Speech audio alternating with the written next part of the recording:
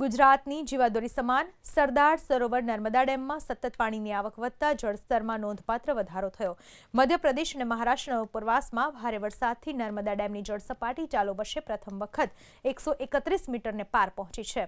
સરદાર સરોવરમાં હાલમાં ઉપરવાસમાંથી 40,000 ક્યુસેક પાણીની આવક થઈ રહી છે। છેલ્લા 24 કલાકમાં જ ડેમની જળસપાટીમાં 1 મીટરનો વધારો થયો।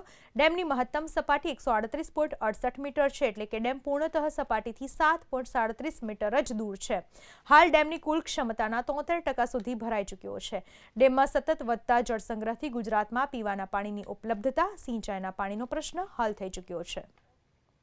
ગુજરાતની જીવાદોરી સમાન નર્મદા ડેમ છે। નર્મદા ડેમમાં પાણીમાં જે ઉત્તર વધારો થઈ રહ્યો છે।